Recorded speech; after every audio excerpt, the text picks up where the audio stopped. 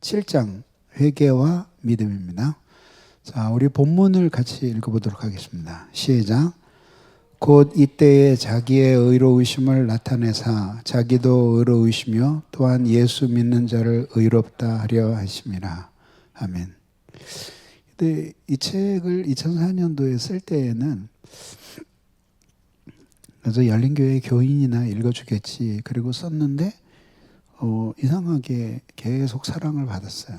그래서 제가 확인한 것까지만 34세까지 지켰으니까 그래도 매년 한 1.5세 정도 이렇게 찍힌 것 같아요.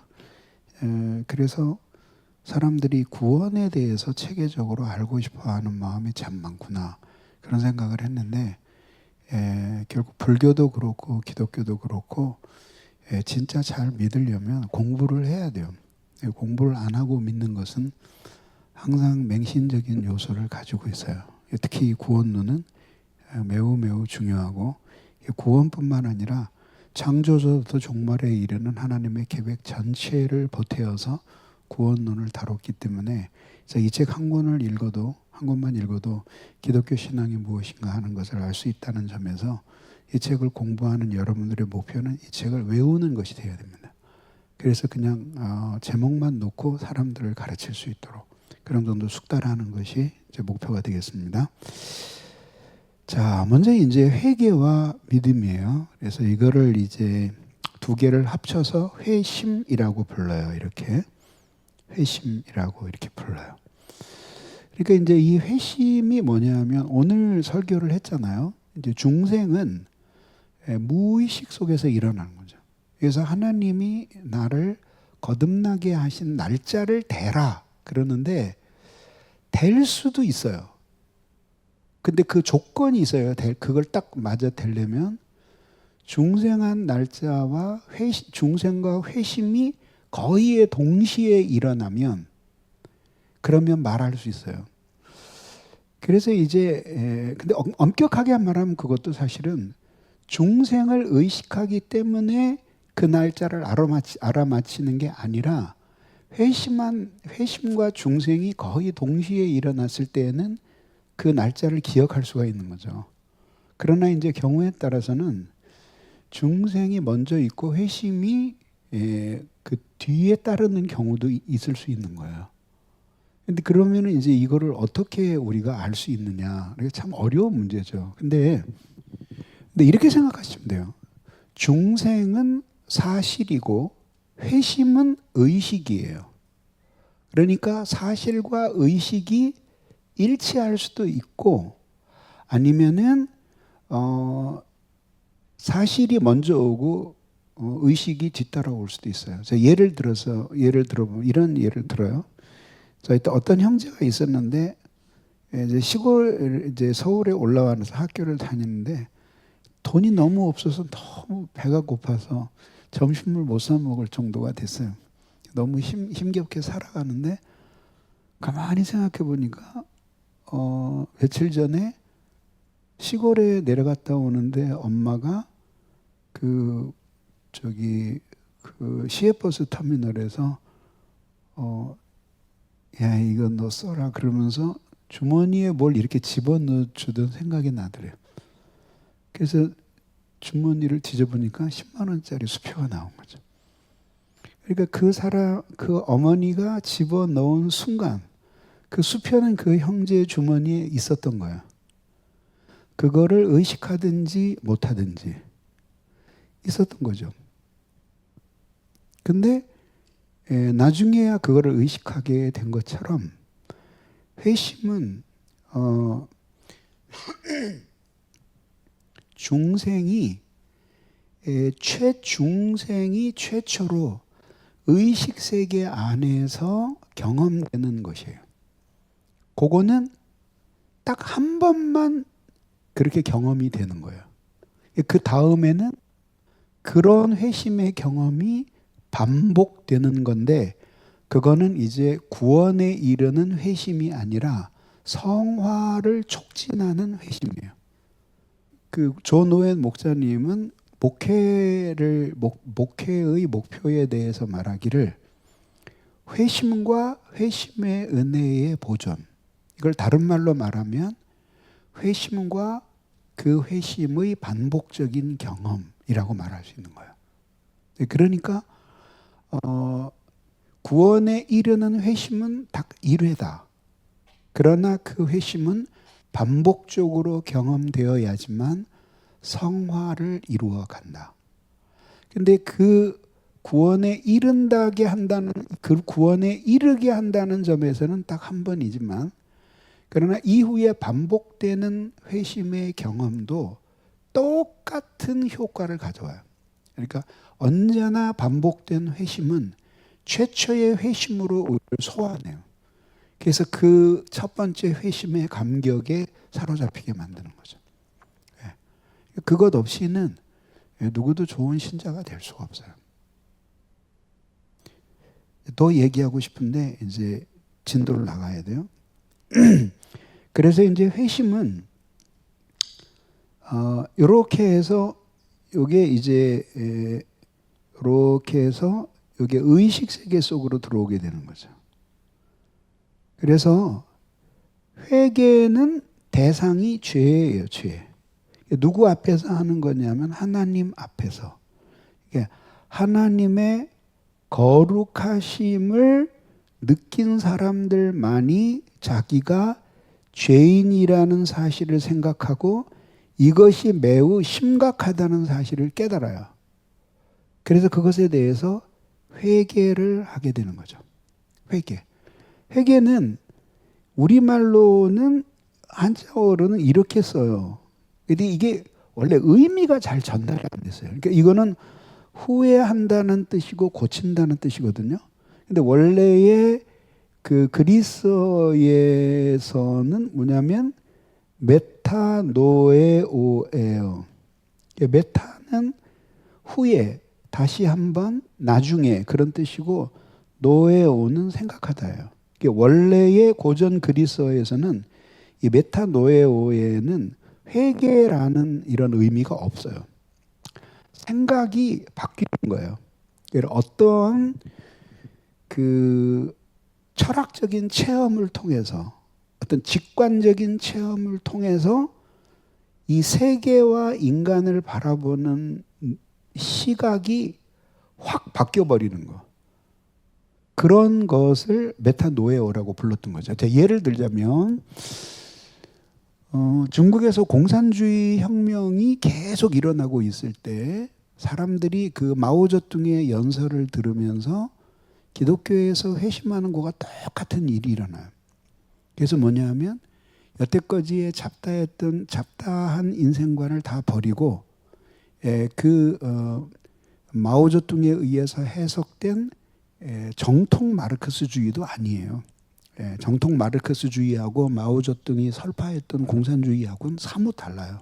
심지어 종교는 아편이다 그런 말도 마르크스는 하지 않았어요. 오히려 그 종교는 인간의 어떤 피할 수 없는 본성적인 것이다라고 그렇게 해석을 했지, 근데 그렇게 안 봤거든요. 근데 어쨌든 그런 마오쩌둥의 강설을 들으면서 이제 그 세계를 바라보는 눈, 역사를 바라보는 눈이 그렇게 공산주의로 바뀌게 되는 거죠. 그런 것들이 메타노에오의 개념이에요. 그러니까 이거를 기독교에서 차용해 가지고 와서 별도의 신학적인 의미를 부여하게 된 것이 회개예요. 그래서 여기 이 노에오라고 하는 것은 뭐냐면 그 노에시스라고 하는데 이게 그 그리스어로 지성이에요, 지성. 그래서 이거는 생각과 관련이 돼요. 순수 사고와 관련이 되는 거죠. 근데 이것이 변하는 거예요, 이게. 이게 어떤 사물들을 통찰하고 바라보는 시야, 가치관, 인생관, 세계관, 역사관 이런 것들이 그리스도 때문에 완전히 바뀌게 되는 것이 메타노이아예요. 그러니까 신학적인 회심이 아니면은 진정한 의미에서의 회심이 아니다. 그런 거죠.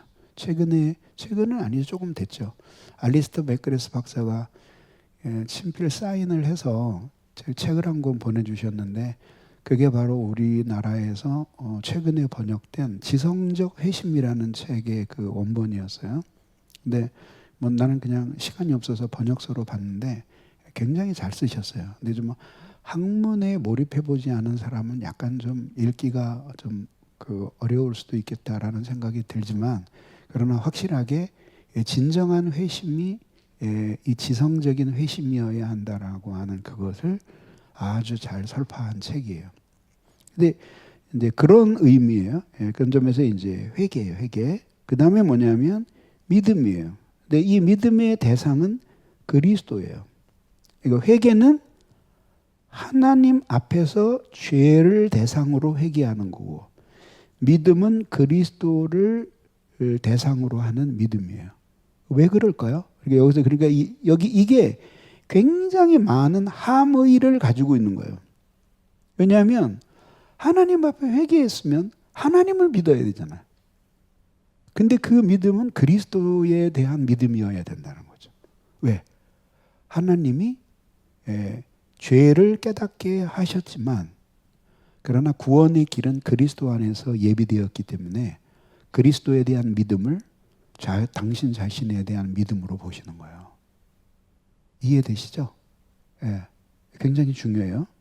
자, 그 다음에 그래서 회개가 뭐냐? 회개는 영혼의 변화에서 비롯된 죄에 대한 마음의 변화예요. 죄에 대한 마음의 변화라는 게 뭐예요? 사랑 혹은 좋아함에서 이게 미움, 그 다음에 싫어함으로 바뀌는 거예요. 제가 사실은 음식의 폭이 굉장히 넓어요. 아주 그 흉측한 mon도간의 식품이 아니면은 웬만하면은 먹어요. 근데 제가 절대 못 먹는 음식이 있어요. 그게 뭐냐면 찐감이에요. 찐감. 여러분들이 생각할 때 아니 감을 누가 쪄먹나 그러잖아요. 감을 누가 쪄먹나 그러는데 쪄먹었어요. 옛날에 이렇게 품종이 개량되기 전에 탄닌을 많이 품고 있는 떫은 감이 주종을 이루었어요. 그래서 그 감을 그냥 못 먹고 갖다가 두 가지인데 침시로 만들거나 연시를 만들어요. 이게 침시는 소금물에다가 담가 놓고 그냥 항아리에 뚜껑 덮어 놓고 그냥 가을에다가 내버려 둬요. 그러면 얽고 놓고 하면서 그러면서 얼진 않죠. 소금물이니까. 그래 담겨 있으면은 그 탄닌산이 다 빠져나가서 나중에 떫은 맛이 없는 약간 단맛이 나는 그런 감이 돼서 이게 딱딱한 감이니까 깎아 먹어요. 근데 연시는 뭐 그 업자들은 그걸 카바이트 가지고 그 강제로 만들기 하는데 우리 집에서는 그냥 사다가 그거를 꼭지를 아래다 놓고 차례차례 담아요. 담아가지고 장독대에다 내놓으면 얼고 녹고 하면서 그게 나중에 한참 몇 달을 흘러가면 말랑말랑한 연시가 돼요. 그럼 그때 먹는 거였거든요. 근데 이제 침시도 시간이 걸리고 연시도 시간이 걸리니까 그때 이제 즐겨 해먹던 방법이 그 시루떡 찌듯이 그 감을 쭉 펼쳐놓고 찌는 거예요. 쪄서 그것을 식혀요. 그렇게 해서 먹으면은 뭐라 그럴까? 그저 맛없는 감자하고 맛없는 감자 더하기 호박 더하기 무하고 합한 거 비슷한 맛이 나요. 근데 그거를 제가 먹고 하여튼 지독하게 체했어요. 그래가지고 초등학교 한 3, 4학년 때인데 엄청 고생을 했어요. 그걸 이제 시골에 땅이 있어서 매 가을마다 우리의 땅을 쓰는 사람들이 그거를 직접 부대에 넣어가지고 배달을 해줬어요.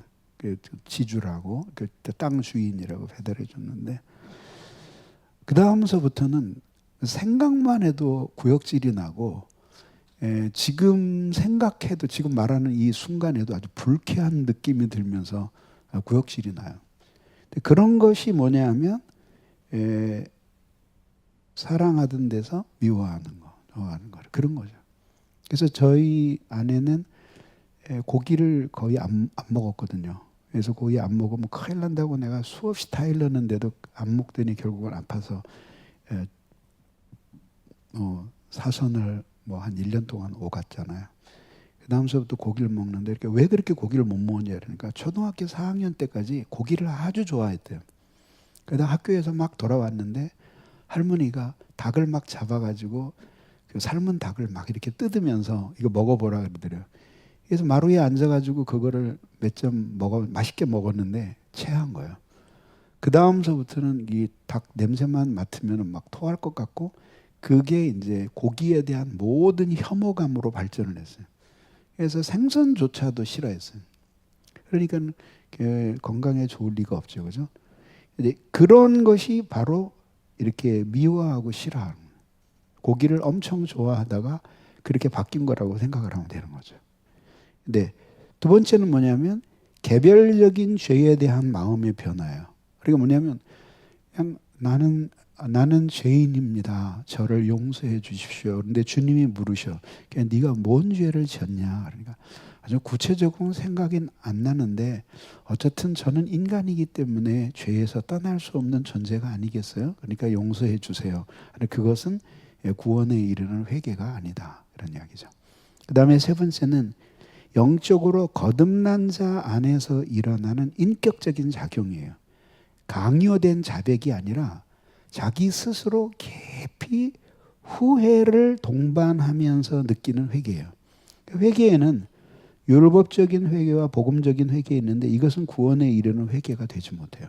이거는 뭐냐면 자기가 율법을 어겼기 때문에 하나님 앞에 정죄받을 것이라는 두려움 때문에 떠는 회개예요. 이것은 진정으로 구원에 이르는 회개가 아니고 이 복음적인 회개는 바로 그 죄를 위해서 그리스도께서 대신 죽으셨기 때문에 마음 아파하는 회개예요. 이것이 이제 진정으로 구원에 이르는 회개예요. 율법적 회개와 복음적 회개는 나왔어요. 그럼 그럼 그 다음에 주제 믿음이에요. 그럼 믿음이란 무엇인가? 이건 뭐냐면 이제 아주 재미죠. 그게 뭐냐면 우리의 구원을 계획하시는 분은 성부예요. 근데 그 계획을 위해서 희생하시는 분은 성자예요. 그런데 그 희생을 우리에게 적용해서 예수를 믿게 하시는 분은 성령님이에요. 근데 이 모든 것들이 은혜로 주어져요. 그런데 이것들은 믿음을 수단으로 사용을 하게 돼요. 구조가 좀 복잡해지죠. 근데 아무도 복잡하지 않아요.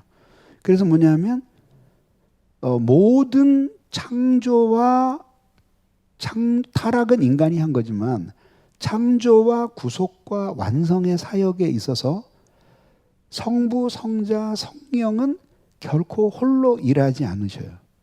그런데 이제 어떤 차이가 있냐면 예를 들자면 창조의 경우에는 이렇게 역사하셔요. 그리고 그 다음에 구속의 경우에는 이렇게 역사하시고요. 그 다음에 완성의 경우에는 이렇게 역사하셔요. 그런데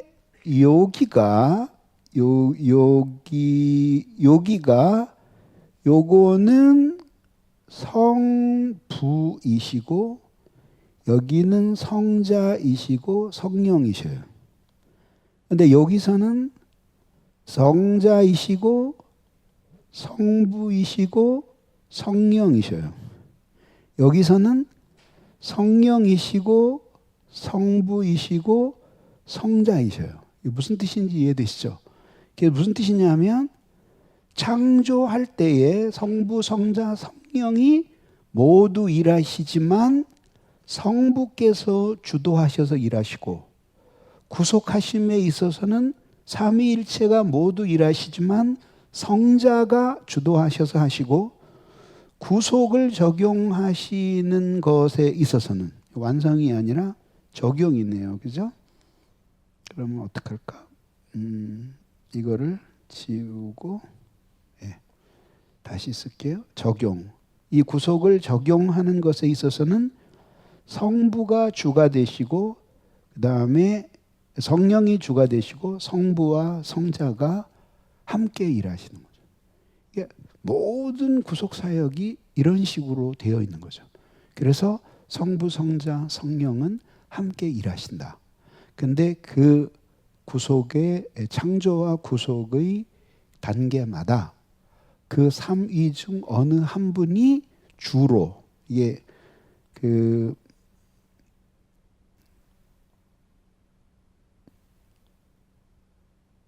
영어로 그 존 오웬은 principally라는 말을 써요. 그러니까 주로 영어에서 principal 그러면은 교장이라는 뜻이 있잖아요. 그래서 principal하게 그래서 주도적으로 사역을 하시는 것이 이런 식으로 이어져 간다 이거죠.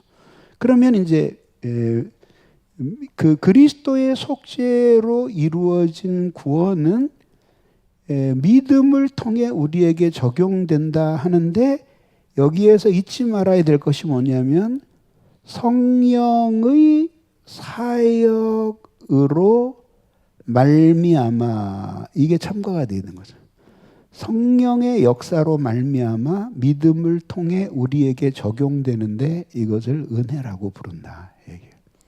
너희가 은혜로 말미암아 믿음으로 구원을 얻었나니 라고 할 때 이중적 원인을 제공하는데 사실 그 은혜가 에드워즈는 성령이라고 해석을 해요. 그 다음 믿음은 구원의 공로가 아니라 하나님의 구원의 선물을 받는 수단이 된다. 이렇게 되는 거죠. 그래서 무슨 뜻이냐면 제가 선물을 이렇게 주어요. 그래서 오늘도 이제 액자를 두 분이 선물을 받으셨잖아요. 그런데 아무도 내가 걸어 나가고 손을 내민 공로 때문에 선물이 주어졌다라고 말하는 사람은 없어요. 그것은 받아들이는 수단일 뿐이지 여러분들이 뽑혀서 그래서 정말 어떻게 보면 행운에 어떻게 보면은 선물로 받은 거죠. 그래서 믿음은 구원의 공로가 아니라 믿음을 받아들이는 손이다. 구원을 받아들이는 손이다. 이렇게 해석하시면 돼요. 자, 그 다음에 의롭게 하는 믿음의 본질. 그래서요, 구원에 의롭게 하는 우리를 하나님 앞에 이제는 의롭다 하는 믿음의 본질이에요. 이건 칭의죠. 이게 칭의를 가져다 주는 믿음의 본질이 뭐냐? 첫째는 뭐냐면 구원받을 수 있는 모든 길에 대한 전적인 포기. 자, 여기 이제 생각할 여지가 많은데 이게 예수 안 믿을 때에는 구원이 뭔지를 몰라요. 그런데 사실은 반대로 보면 모든 사람이 알고 있어요. 그건 뭐냐면 행복해지는 길이 구원의 길이라고 생각했던 거죠. 그래서 어떤 사람은 돈을 많이 모으면 내가 행복해질 것이다. 그러면 그것이 그 사람에게는 구원의 길이었던 거죠. 그러니까 나는 종교를 믿으면 영원히 죽지 않고 살 거다. 그럼 그건 그 사람에게 그게 구원의 길인 거죠. 나는 예수를 계속한다면 캔버스 위에 쓰러져서 피를 토하고 죽어도 나는 상관없다. 나는 행복할 수 있다. 믿었다면 그 사람에게는 예술이 구원의 길이에요. 근데 그 구원은 기독교에서 말하는 구원하고는 다른 거죠. 그런데 어떤 의미에서 구원을 말했든지 간에 그런 것들이 궁극적인 구원의 길이 아니라고 생각하고 포기하는 것이 믿음의 본질이에요. 그 얘기는 무슨 뜻이냐면 그러면은 일체의 그 부에 대한 어떤 욕망을 버리라는 거냐? 그것도 아니고요. 예술을 하지 말라는 거냐? 그것도 아니에요. 근데 돈을 벌어도 그 돈이 영원히 나를 행복하게 할 것이라는 그런 생각을 버려야 된다. 그런 생각을 가지고 있으면 그건 의롭게 하는 믿음의 본질에 도달할 수 없어요. 또 예술을 계속하는 건 괜찮은데 그 예술로 말미암아 내가 궁극적인 행복에 도달할 수 있다라고 하는 그런 것도 버려야 된다라고 하는 거죠. 다 모든 것들이. 예. 그걸 포기를 얘기하는 거죠. 그러면 대안이 뭐냐? 대안은 뭐냐면 그리스도 이외에는 구원의 길이 없음. 그거 믿는 거예요. 구원의 가능성을 제시하는 모든 길을 포기하는 거죠. 그러니까 이러한 확신에는 반드시 지식이 필요하죠. 어떤 지식? 예, 하나님이 세계를 창조하신 것과 내가 하나님의 형상을 가진 인간으로 지음받은 것과 그리고 내가 죄인인 것과 그리스도께 나를 위해 죽으신 것과 그를 믿는 자에게 구원을 주시는 것과 그 다음에 영원한 생명을 주셔서 우리를 마지막에 그 저리로서 그 산자와 죽은 자를 심판하실 하나님을 믿고 영생을 믿는 거죠. 이런 지식들이 필요하다는 거죠. 그 다음에 믿음이 또 뭐냐면 의지의 동의와 인정이에요. 의지. 그러니까 생각으로만 내가 그렇게 아는 것이 아니라 의지적으로 거기에 동의를 해야 된다라고 하는 거죠. 그래서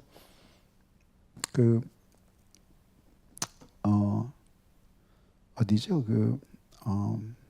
세계에서 가장 신박한 그 숙박업소가 나왔는데요. 그게 이제 뭐 부킹닷컴이나 아니면 아마존이나 하여튼 그 여행사 하는데 그 숙박업소가 떠요. 뜨는데 되게 비싸요. 1박에 뭐 몇십만 원 해요. 뭐 자세히는 안 봤는데 굉장히 비싸요. 100만 원에 육박을 비싼데 어떻게 되냐면은 유리로 컨테이너를 만들었어요. 그리고 그걸 절벽에다가 매달았어요. 그리고 거기서 하룻밤을 자는 거예요. 나는 그럼 돈 주고 자라겠다 안 될 것 같은데 그냥 그 유리 사방이 다 유리 컨테이너인데 벼랑에 간당간당 매달았어요. 근데 거기를 어떻게 올라가는지 모르겠어요. 뭐가 이렇게 사다리 같은 게 있어서 타고 내려가고 들어가면 이제 아침에 다시 꺼내줄 때까지 못 나오는 거예요. 근데 거기서 그 낭떠러지기에서 하룻밤을 자는. 근데 신기하죠. 뉴욕에 그 미식가들을 위한 상품이 하나 나왔는데 뉴욕 높은 고층 빌딩에서 그거 뭐라 그러죠? 곤돌라라 그러죠. 저기 이사할 때 쓰는 거 있잖아요. 그거를 팔처럼 쭉 내밀어 가지고 완전 바닥까지 유리로 된 컨테이너 박스에서 매달려서 8명이서 식사하는 프로모션을 제공했는데 1인당 식대가 250만 원이에요. 근데 저는 거기서 멀미 나서 밥을 못 먹을 것 같아요. 사람들은 그런 거를 또 즐겨요. 근데 무슨 뜻이냐면은 혹시 내가 그런 숙박업소가 안전할 것이라고 믿어도 믿는다고 말을 해도 실제로 거기 투숙하지 않으면 의지의 동의가 안 된 거예요. 이해되세요? 이게 무슨 뜻이냐면 삶을 그 믿음의 내용에다가 맡길 수 있어야 된다라는 거예요. 자, 그다음에 그래서 의지의 동의가 필요하고 그다음에 구원하시는 은혜를 인정해야 된다. 하나님을 신뢰하는 데는 3가지 요소가 필요하다. 죄에 대한 하나님의 진노를 확신함. 자기를 구원하실 분이 하나님뿐임을 생각함. 구원을 기대하는 하는 모든 것을 부인함. 그래서 선포된 복음은 그리스도께서 우리를 위해 죽으시고 부활하셨다라고 하는 이것이 믿음의 내용이에요. 그리스도께서 우리를 위해 죽으시고 부활하셨다. 그것이 선포된 복음이고 이것이 가장 간략하게 요약한 우리가 믿어야 될 구원받기 위해 우리가 믿어야 될 내용이다 이 얘기입니다. 그래서 예수 그리스도가 계시고 믿음으로 연합할 때 예수 그리스도가 계시고 예수께서 하신 일, 십자가에 죽으시고 부활하신 것이 우리의 마음속에 믿어지는 거죠. 그렇게 될 때 믿음의 결과로 우리는 그리스도와의 연합 속으로 들어가게 된다. 그래서 실제적이고 원리적인 연합 속으로 들어가게 되고 그리고 이제 예수 그리스도께서 살아계시다는 것, 그분이 우리를 위해 십자가에서 죽으시고 부활하셨다는 것이 믿어진다는 거죠. 그래서 믿음은 하나님의 은혜고, 믿음이라는 은혜 자체가 생명의 원리다. 순종, 이 믿음을 갖게 되면 삶의 모든 방면에서 순종하며 살고 싶은 주도적인 경향성이 생겨나게 되는 거죠. 그래서 이것을 가리켜서 이제 인클리나치오 크레덴디라 그래요. 그러니까 믿고자 하는 성향이 생겨나게 되는데, 이러한 성향이 결국 우리를 순종하며 살게끔 만들어주는 거죠. 자, 읽어보겠습니다. 시작. 보라, 그의 마음은 교만하여 그의 속에서 정직하지 못하나 의인은 그의 믿음으로 말미암아 살리라. 종교개혁가들의 마음을 움직였던 유명한 성경 구절이죠. 자, 중생이 가져온 두 결과는 무엇입니까? 죄에 대한 회개와 그리스도에게 대한 믿음. 2번, 회개가 무엇인지 설명해 봅시다. 첫째, 죄에 대한 마음의 변화, 개별적인 죄에 대한 변화, 인격적인 작용, 그 다음에 율법적인 회개와 복음적인 회개로 나뉨. 어렵게 하는 믿음의 본질 4가지. 구원받을 수 있는 길이 그리스도밖에 없다고 확신함. 의지가 그것을 동의함. 그 다음에 그분을 인정함. 그 다음에 주어진 방법에 대한 신뢰와 전적인 의존. 이것이 이제 결국은 칭의되고 나면, 의롭다 인정함을 받게 되면은 결국은 이런 하나님을 향한 절대적인 의존의 마음이 생겨나는 것이죠. 구원받게 하는 믿음의 가장 간략한 내용은 무엇입니까? 그리스도께서 우리를 위해 죽으시고 부활하셨다. 믿음은 그리스도와 우리를 연합시킨다. 이거를 구체적으로 하는 의미가 무엇입니까? 이것은 실제 우리가 예수님의 존재에 참여하는 것. 어떻게 참여해요? 그러니까 우리와 그리스도가 연합되어 있기 때문에 생명적인 연합 안에서 예수가 내 안에 살고 내가 예수 안에 사는 것 같은 연합이 이루어지는 거죠. 그래서 우리가 그분의 행하신 일에 참여하는 것. 어떻게 그분이 십자가에 죽으실 때 우리도 함께 죽었고 부활할 때 우리도 함께 부활했으니 그 죽음과 부활을 죄 죽임을 통해서 그분의 죽임이 경험되고 은혜 살림을 통해서 그분의 부활이 경험되는 이런 생활이 우리를 그리스도와 연합 가운데서 살아가게 하는 삶입니다. 오늘 좀 많이 했죠? 수고하셨습니다.